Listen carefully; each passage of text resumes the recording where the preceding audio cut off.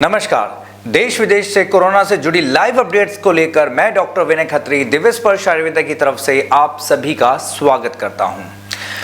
Corona को लेकर कुछ अच्छी खबरें हैं, कुछ बुरी खबरें, लेकिन शुरुआत करते हैं इस एपिसोड की अच्छी खबरों के साथ। आज है 3 जनवरी और आज से 15 से 18 साल के बच्चों में लग रही है वैक्सीन और ये वैक्सीन इसके लिए लगभग 7,70,000 रजिस्ट्रेशन ऑलरेडी हो चुके हैं। संडे नाइट तक यानी कल रात तक जो है 7,70,000 रजिस्ट्रेशन हो चुके हैं।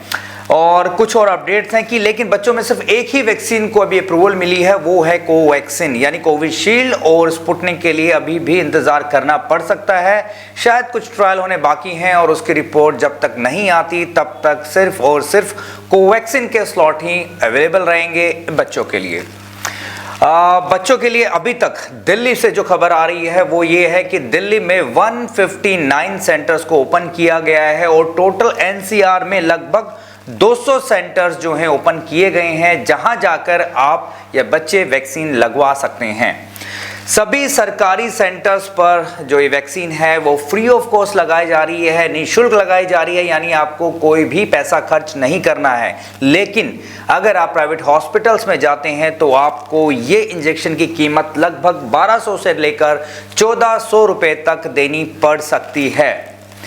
इंजेक्शन लगाने के लिए दोनों कंपार्टमेंट्स को या दोनों जोनों को अलग अलग किया गया है, यानी जहां आपको वैक्सीन लगेगी और जहां पर आपको थोड़ी देर रुकना है और रिस्पॉन्स देखना है कि कोई एलर्जी रिएक्शन नहीं होती, वो जोन भी अलग सेपरेट किया गया है।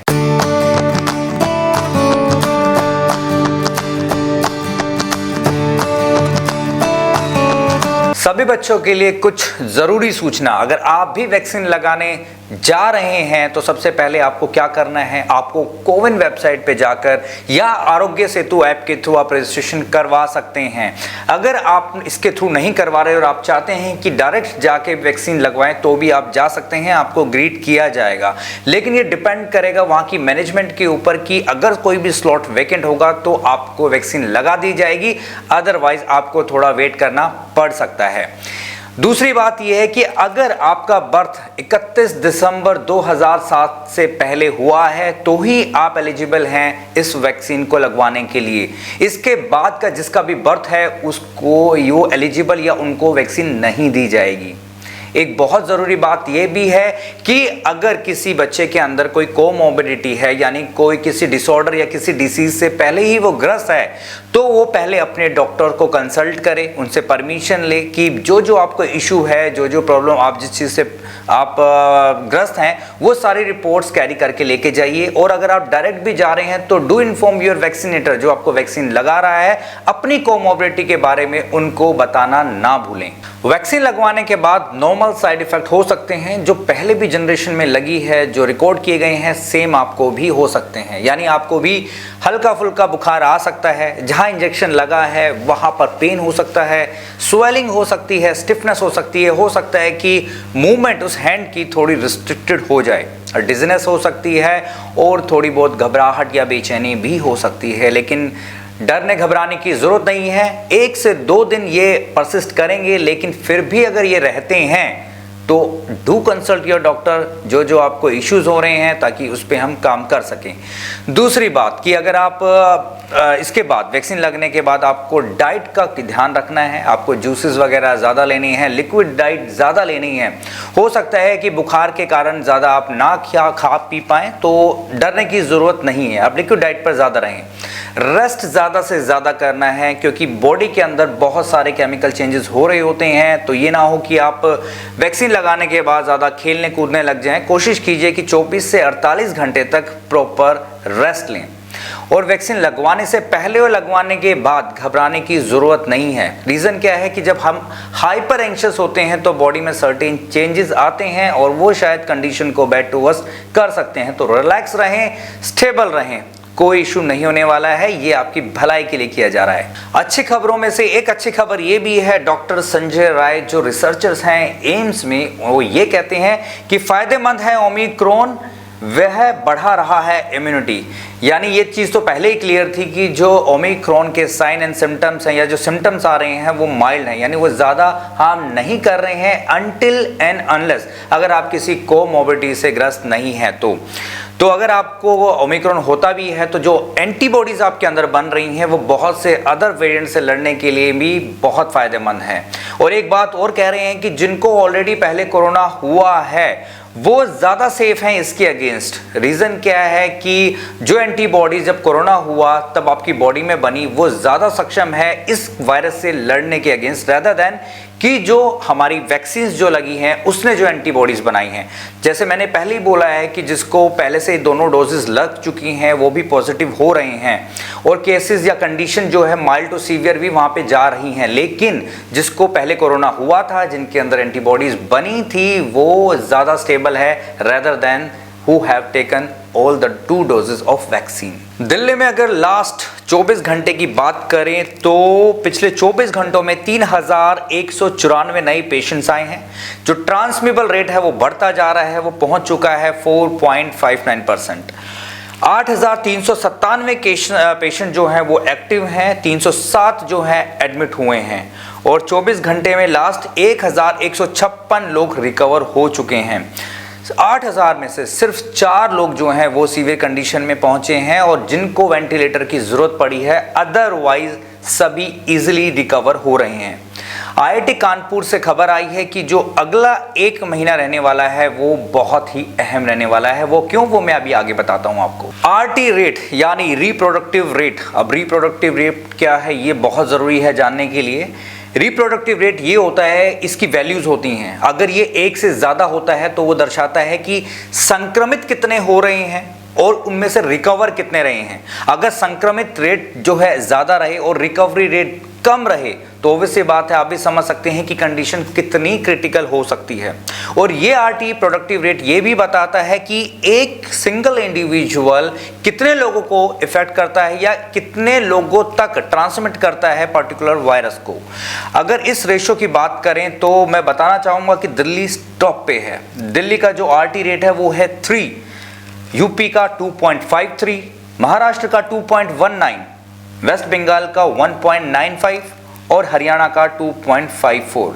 दिल्ली का जैसे मैंने बताया 3 का मतलब कि अगर एक बंदा एक इंडिविजुअल अगर ओमिक्रॉन से संक्रमित होता है तो वो 3 बंदों तक 3 इंसानों तक ट्रांसमिट कर सकता है, यानी ट्रांसमिबल रेट जो है बहुत ज़्यादा है या RT रेट यूँ कहें कि बहुत ज़्यादा है।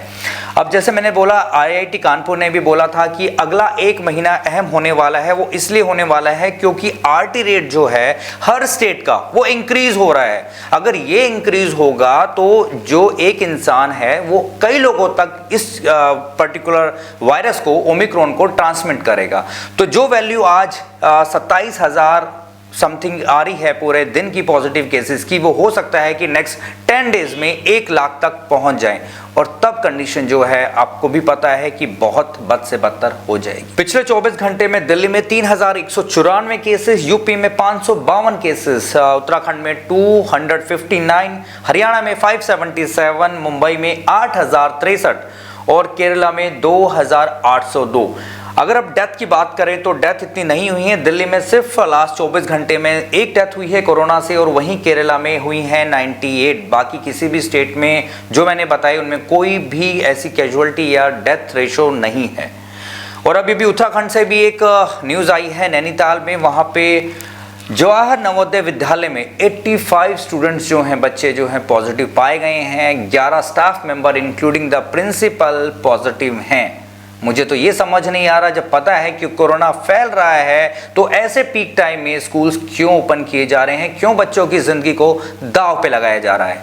अगर पिछले 24 घंटे की बात करें दुनिया भर की तो सिर्फ USA में लास्ट 24 आवर्स में 2,39,948 पेशेंट पॉजिटिव हैं, जबकि 275 डेथ्स रिकॉर्ड की गई हैं। यूके में 1,61,692 एंड 154 डेथ्स। फ्रांस में 1,23,851 पॉजिटिव एंड 110 डेथ्स। इटली में 1,41,353 पॉजिटिव एंड 111 डेथ्स। अगर ये चीज़ अगर हम आंकड़े को देखते हैं तो दुनिया भर हर जगह जो है कोरोना के पेशेंट बढ़ते जा रहे हैं, यानी दोबारा ग्राफ जो है ऊपर की तरफ उठता जा रहा है।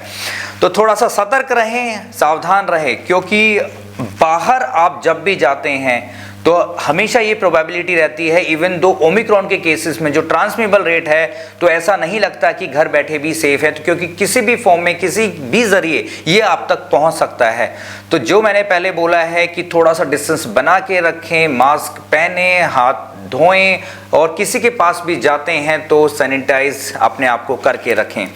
एक ज़रूरी बात, अगर आपको कोई भी सिम्टम दिखता है तो घबराना नहीं है, आप अपने आप को क्वारंटाइन कर सकते हैं, इन्फॉर्म कर सकते हैं, मेडिकल जो भी टेस्ट वगैरह होने हैं टाइमली अपने जितने भी मेडिकल टेस्ट हैं वो कराते रहें, ताकि parameter for example serum ferritin level है, आपका डी डाइमर लेवल कितना है, आपका CPR लेवल कितना है, वो सारी चीज़ें, वो पैरामीटर हमारे ध्यान में रहें, उसके अकॉर्डिंगली हम आपके ट्रीटमेंट को प्लान कर सकें।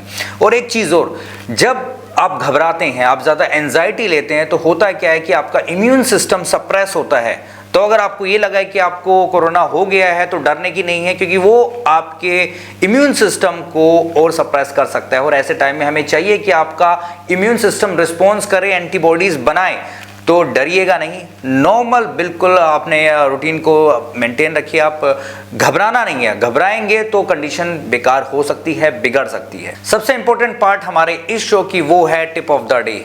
तो आपको पानी ज़्यादा से ज़्यादा पीना है, क्योंकि जितना ज़्यादा आप पिएंगे उतने आपके सेल्स जो हैं वो हाइड्रेट रहेंगे, उतने आपके जो सेल्स हैं वो ऑक्सीजनेटेड रहेंगे।